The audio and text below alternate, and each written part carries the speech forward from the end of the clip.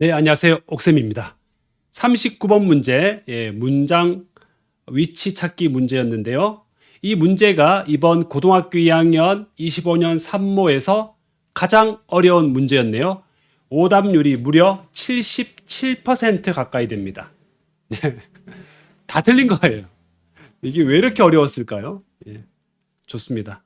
일단은 우리가 이 내용을 좀 이해를 해봅시다. 여러분들. 제가 요거를 좀 만화로 좀 설명을 해드릴게요. 좀 가봅시다. 우리가 근데 누구를 데리고 왔냐면 이게 또 언어 천재 비트겐슈타인을 제가 좀 형님을 모셔왔어요. 비트겐슈타인 형님 모셔서 도대체 이 지문이 무슨 말입니까? 좀 설명 좀 해줘요. 하니까 이분이 이렇게 설명하시네요. 우리가 어떤 논의를 할 때 사용하는 용어의 정의는 그러한 논의에 사용하는 일반적 정의를 따라야 된다. 형님, 이해됩니다. 우리가 어떤 논의를 할 때는 그 논의에서 주로 사용하는 일반적인 언어는 사회 상호간의 약속이니까, 좋아요. 자기만의 언어를 쓸 수는 없잖아요. 그런데 일부러 새로운 의미를 만들어서 써야 할 때도 있대요. 새로운 이 상황을 적절하게 묘사하는 용어가 존재하지 않는 경우에는 어쩔 수 없이 용어를 만들어야 되는 거예요. 철학자들은 이런 상황을 자극적 정의라고 한대요. 그래서 일부러 새로운 의미의 용어를 만들어야 되는 상황을 우리가 자극적 정의라고 철학적으로 이야기를 한대요. 좋아요. 여기까지 좀 이해됐을까요? 그래요. 그럼 예를 들어 봅시다. 예를 들어서 어떨 때 우리가 용어를 새롭게 만들어야 되느냐, 코인을 해야 되느냐. 예를 들어 지금 우리가 쓰는 어휘로는 어떤 철학적으로 중요한 구분을 표현할 수가 없을 때가 있어. 그런 경우에는 새로운 정의가 필요하지. 또 철학이네요. 철학적으로 중요하게 뭔가 개념을 구분해야 될 때 그런 용어가 없어. 그러면 만들어야 된대. 예를 들어 보세요. 형님, 한번 예를 들어서 어떤 경우가 있나요? 자, 예를 들어 볼게. 예를 들어서 우리가 기억이라는 건 본인이 겪은 일이어야 돼요. 내가 겪은 일이 나의 기억이야. 그런데 남이 겪은 일을 내가 기억하게 되는 상황도 있어요. 내가 직접 겪은 건 아니지만 내가 그걸 기억해. 그럼 이거는 기억이라는 용어로 표현하면 안 돼. 왜? 기억이라는 건 내가 경험한 거를 이야기해야 되니까. 그래? 그래서 이런 상황에서 그냥 기억이라는 용어를 쓰면 내가 경험한 것과 남이 경험한 걸 내가 기억하는 것이 혼동되니까 오해의 소지가 있대. 그래서 이런 이유로 철학자들은 이러한 가상의 기억 유사 경험이라는 건 남이 경험한 걸 내가 기억하는 걸 이런 거를 준기억이라는 특별한 용어를 만들었지. 만들었지. 이런 내용입니다. 여러분들. 이런 내용이에요. 뭐야? 지금부터 한 문장 한 문장 분석하겠습니다. 네, 첫 번째 문장 들어갑니다. As a general rule, it's better if your definition corresponds as closely as possible to the way in which the term is ordinarily used in the kinds of debate to which your claims are pertinent. 네, 첫 번째 문장부터 천천히 가봅시다. 우리 서둘지 맙시다. 일반적으로 말입니다. As a general rule 그러면 in general 일반적으로 it's better 더 낫다. 가볍게 갑시다. it은 상황을 나타냅니다. 빈칭 주어는 아닌 것 같아요. 가주어는 아닙니다. 가주어는 아니고 그냥 상황을 이야기하는 거예요. 더 깊이 들어가지 마세요. It's better 그냥 해석 더 낫다. 만약 너의 정의가 여기서 말하는 정의는 사용하는 용어의 정의를 말하는 겁니다. 너의 정의가 correspond의 밑줄 형광펜 to의 형광펜 됐지? 뭐뭐와 일치하다. 그러니까 네가 사용하는 그 단어의 정의가 일치하면 좋죠. As closely as possible은 뭐야? 가능한 비슷하게. 여기 closely가 부사 써야 됩니다. correspond를 꾸며주는 부사예요. 여기다가 이제 부사라고 하나 적을게요. ly 붙여야 됩니다. 가능한 비슷하게 일치한다면 이러이러한 방식. 어떤 방식? 그 용어가 일반적으로 사용되는 방식. 요거 수동태죠? 일반적으로 사용되는 방식과 가능한 일치하면 좋다. 근데 어디서 사용되느냐? In the kinds of debate. 논의의 종류. 근데 어떤 논의의 종류냐? 너의 주장과 be pertinent to 그러면 연관성이 있는 논의입니다. 일단 이해하셨나요? 예를 들어 여러분들이 만약에 어떤 정치와 관련된 토론, 논의를 한다고 칩시다. 그럼 여러분들이 어떤 주장을 하고 어떤 용어를 쓸 때 그 개념은 정치에 맞는 용어 개념이 되어야 되겠죠. 그죠? 한번 더 해볼까요? 일반적으로 it's better, 더 낫다. 네가 사용하는 정의가 correspond to 뜻이 뭐라고? 일치하다. as closely as possible 뭐라고? 가능한 비슷하게 일치하면 좋다. the way, 방식, 어떤 방식? 자, in which, way, 여기다가 how 쓰면 돼, 안 돼? 안 되죠? the way, how는 안 됩니다. 문법적으로. how 안 되니까 뭘 쓴 거예요? in which를 쓰거나 아니면 that을 쓰거나. 그래서 그 용어가 일반적으로 사용되는 방식, 어디서? 어떤 논의의 종류, 어떤 논의? 너의 주장과 연관성이 있는 논의. 네가 정치적 주장을 한다면 정치적 논의, 네가 경제적 관련된 주장을 한다면 경제 논의. 이렇게 되어 있고요. 여기 to는 왜 있냐면 be pertinent to, 뭐뭐와 관련이 있다는데 여기 있는 to가 앞으로 이동한 거라는 거 알아두시고 pertinent 대신에 related 쓸 수 있습니다. 그 다음 문장 가보겠습니다. 그 다음 문장.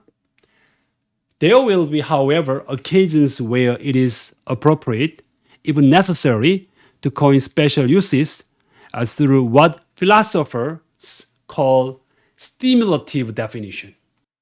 네, 우리 첫 번째 문장에서 다시 한번 정리해 보면 용어를 명확하게 쓰라는 거예요. 그 논의에 맞는 일반적 용어를 쓰라는 거예요. 그런데요, there will be occasions. 이러이러한 경우들이 있을 거예요 라고 합니다. there will be 있을 거예요. 어떤 경우가 있느냐? 관계부사가 나왔죠? 꾸며줍니다. where, 관계부사, 뒤에 완전한 문장 나옵니다. 관계부사 where입니다. 여러분들 필기하시고요. in which나 that으로 바꿀 수 있습니다. 어떤 경우들이 있느냐? 자, it is appropriate. 적절한 경우도 있대요. 여기서 it은 가주어고요. to야가 진주어고 중간에 even necessary는 심지어 필요하기도 하다라고 요거는 첨가로 삽입된 내용이니까 일단은 여러분들 그렇게 신경 쓰지 마세요. It is appropriate to coin 이렇게 연결하면 돼. 그래서 여기서 가주어 진주어지. 그 뭐가 적절한데? 코인은 만들다야. 뭘 만들어? 신조어를 만드는 걸 코인이라 그래. 새로운 용어를 만들다. 동사야. 동전 아니야. 반드시 외우셔야 돼요. 특별한 용례를 만드는 것이 적절한 경우도 있어. 이 사실 단어를 함부로 만들면 안 돼. 그런데 어쩔 수 없어. 왜냐하면 그 상황에 맞는 단어가 없으니까. 그 특별한 용법을 만드는 것이 적절한 경우도 있고 심지어 그게 필요하기도 하다라는 거예요. 그런데 만들 때는 막 만드는 게 아니고 이것을 통해서 만드는 겁니다. 자, 여러분들 이게 전치사입니다. 전치사. 수류가 전치사입니다. 전치사 뒤에 뭐죠? 명사절이 오죠. 명사절. 그래서 우리가 명사절을 가로 한번 쳐볼게요. 여기서부터 여기까지가 명사절인데요. 우리가 what 다음에는 불완전한 문장, 그죠? what 다음에는 불완전한 문장, that 다음에는 완전한 문장인데 철학자들이 부른대요. 뭐라고 부른대? 자극하는 정의라고 부르는 것을 통해서 한대요. 이거 여러분들 관계대명사 아닙니다. 관계대명사 아니라서 which를 쓰는 것이 아니에요. 이게 use를 꾸며주는 그런 게 아니에요. 아시겠죠? 뭐뭐를 통해서 전치사에 대한 명사절로 쓰인 겁니다. 선생님, 이게 불완전한 문장인가요? 목적어 없잖아요, 여러분들. 필라소퍼스가 주어고 얘가 동사고 자극하는 정의라는 것은 이거는 목적격 보호고요. 여기 뭐가 있어야 돼? 우리 여기다가 목적어가 있어야 돼. 목적어 없으니까 선포관 what 쓴다. 시험에 나와요. 내용을 정리해 봅시다. 첫 번째는 아주 간단하게 말하면 적절한 용어를 써라. 그런데 이거 적절한 용어 없는 경우가 있다. 그럼 어떻게? 단어 만들어야지, 용어를. 예, 그 이야기예요. 자, 그 다음 문장 가보겠습니다. This would be the case where the current lexicon is not able to make distinctions that you think are philosophically important. 자, 3번 문장으로 이어가 보세요. 이것이 뭔데? 앞문장 또 연결해 보세요. 응집해 보세요. 자극적 정의를 통해서 특별한 용법의 용어를 만드는 거죠. 왜? 적절한 용어가 없으니까. 그래서 이것은 이러이러한 케이스, 경우에 해당될 것이다. 이런 상황은 이런 케이스에 한다라는 거야. 어떤 케이스냐 설명하는 겁니다. 자, 더 케이스 다음에 관계부사 where를 적었어요. 완전한 문장 이어지고요. in which로 바꿔 적을 수 있고 앞에 거랑 똑같습니다. 용법이 지금. The current lexicon. 자, lexicon이 뭐냐면 어휘예요. vocabulary의 동의예요. 현재 어휘 목록으로는 현재 이 어휘 가지고는 is not able to make a distinction. 우리 make a distinction이 구분하다야. distinguish 하다 이 말이야. 구분할 수가 없다라는 거야. 구분을 할 수 없대. 어떤 뭐 A라는 단어와 어떤 A라는 대상과 B라는 대상을 하나의 단어로 다 할 수가 없어. 혼동이 생기니까. 현재 어휘 가지고는 구분이 불가능한 경우에 해당된다. 그러면 용어를 만들어야 된다라는 건데요. 자, 요건 주격 관계 대명사고요. 자, 왜냐하면 you think는 삽입절이니까 얘는 어떻게? 삽입절은 좀 계산해서 여러분들이 제외시켜야 됩니다. 요거를 좀 제외시킬게요. 요런 식으로 한번 표시해 보세요. 요런 식으로 얘를 빼버리면 뭐가 보이죠? 여기 아가 보이잖아요. 아가 보이죠? 그리고 앞에 있으니까 디스팅션이 예, 죄송합니다. 좀 사고가 났습니다. 자, 여기 선행사가 복수죠. distinctions 복수니까 요 R을 쓰는 거예요. 사실 이런 것도 뭐 작은 거지만 어법 시험에 이렇게 나올 수가 있겠죠. 예, 철학적으로 중요한 구분을 할 수 없는 케이스가 해당될 것이다 이 말입니다. 네가 생각하기에 이 말이죠. 아시겠죠? 예. 자, 그래서 이럴 때 in which로 바꿀 수 있고요. current라는 단어는 뭐 existing, 현존하는, lexicon은 vocabulary, 좀 쉬운 단어로 바꾸면 그렇습니다. 자, 그래서 예를 들어보자는 거예요. 예를 들어보자. 그럼 어떤 예를 들어주나요? 앞에 보세요. 철학적으로 중요한 구분이 불가능한 현재 어휘로는 그럴 때는 용어를 만들어야 되는데 그럼 좀 현재 어휘로 불가능한 게 뭐가 있는데? 예. For example, 예를 들어서 we do not have a term in ordinary language 끊어주고요. That describes a memory 끊어주고요. It's not necessarily a memory of something the person having it has experienced. 자, 시작합니다. 여러분들 정신 바짝 차리세요. 가장 어려운 문장이 등장했습니다. 자, 예를 들어서 우리는 용어가 없대요. 여기까지는 이해가 돼. 용어가 없으면 용어 만들어야지 뭐 용어를. 일반적인 언어에는 그런 용어가 없대요. 일반적인 언어 속에는 없대. 요 대시 주격관계 대명사고요. 앞에 있는 term이 선행사입니다. 이걸 term을 꾸며주는 거예요. 보통 이렇게 전치사구가 들어가 있으면 요 앞에 걸 꾸며주죠. 이러한 기억도 여러 종류가 있는데 이러한 기억을 설명하는 용어가 없대요. 아, 이러한 기억? 뭐 어떤 기억? 어떤 기억? 자, 그리고 여기 보시니까 또 주격관계 대명사가 들어갔는데 not necessarily 말은 반드시 뭐뭐인 것은 아니다 이런 뜻인데 무언가에 대한 기억이 아닌 기억이에요. 무언가에 대한 기억이 아닌 기억. 어떤 무언가냐? The person, 그 사람이 그리고 having is 앞에 있는 거 꾸며줍니다. 잘 표시하세요. 이시 가리키는 건 기억이에요. 기억을 가지고 있는 사람, 어떤 사람이 뭔가를 기억하고 있어. 그 기억을 가진 사람이 경험했던 무언가의 기억이 아닌 기억이에요. 뭔 헛소리야. 여러분 한번 읽어봐 이거. 그것을 가진 사람이 경험한 무언가에 대한 기억이 반드시 경험한 기억이 아닐 수도 있다는 것을 설명하는 용어는 일반 언어에 없다. 이 포즈 버튼 누르고 읽어봐. 네. 네. 뭐 내 거인 듯 내 거 아닌 뭐 그거는 진짜 너무 쉬운 거야. 봐봐. 뭐야 이게? 뭐야? 욕 좀 할게요 제가. 네. 그냥 설명 이렇게 할게요 그냥. 뭐냐면 예를 들어 내가 뭔가를 기억하는데 기억이라는 거 내가 직접 경험해야 되는 건데 내가 경험한 사실이 아닌데도 나는 그걸 기억하는 거야. 그러면 내가 경험했던 걸 기억한다라는 그 기억이라는 단어와 남이 경험한 걸 내가 기억하는 그 기억이라는 단어는 달라야 된다라는 거야. 이 사람의 주장은. 한 번 더 해보자. 그래. 이거 듣기 싫으면 넘기세요. 우리는 용어를 가지고 있지 않아요. We don't have a term. 일반적인 언어 끊었어. 뭐 이런 기억을 설명하는 용어는 없대. 어떤 기억인데 무언가에 대한 기억이 아닌 기억이래. 그 무언가에 대한 기억이 아닌 기억이 뭔데? 그 기억을 가진 사람이 경험한 무언가에 대한 기억이 아닌 기억을 설명하는 그런 용어는 없다. 넘어가! 죄송합니다. 사과드립니다. 흥분했습니다.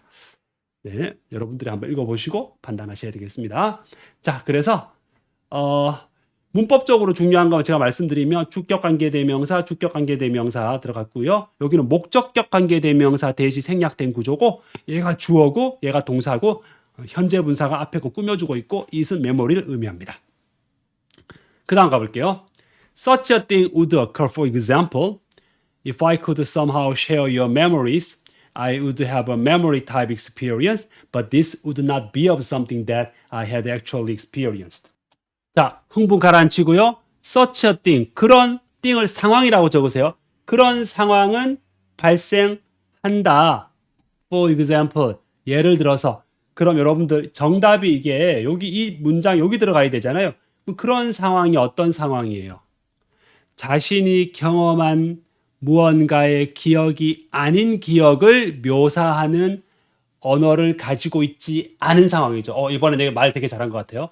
그런 상황은 발생한다. 가정법 과거니까 if 다음에 주어 다음에 동사의 과거형을 적어야 돼요. 예를 들어서는 앞으로 빼주고요. 만약 내가 어떻게든 당신의 기억을 함께 공유할 수 있다면 그런 일은 발생할 수 있어요. 그러니까 여러분들과 내가 같은 기억을 공유하는데 그 경험은 여러분들 혼자만 한 거야. 내가 한 게 아니고. 그래도 나는 기억을 하는 거니까. 그러면 나는 기억을 가지고 있는 게 아니라 기억과 비슷한 유형의 경험을 가지고 있을 것이다. 하지만 이것이 would not be of something, 무언가에 관한 것은 아니잖아요. 어떤 무언가, 목적격 관계대명사입니다. 내가 실제로 경험했던 무언가에 관해서는 아니다. 여기 과거형 썼으니까 그 이전의 내용이니까 과거 완료 쓴 겁니다. 자, 그래서 이것을 이러한 상황, 앞에서 말한 이 상황을 기억이라고 부른다라는 것은 그랬습니다. would be misleading 그랬습니다. 오해의 소지가 있다. 왜? 내가 경험한 것도 기억, 네가 경험한 것도 내가 기억하면 기억. 그러면 기억이라는 용어에 오해의 소지가 있다. 저는 이거 학교 시험에 빈칸 넣을 수 있다라고 봅니다. 그래서 이것을 기억이라고 부르는 것은 misleading, 오해의 소지가 있다, 부정확하다, 혼란을 일으킨다. 이렇게 해서 어휘 출제 가능하고요. 마지막 문장입니다.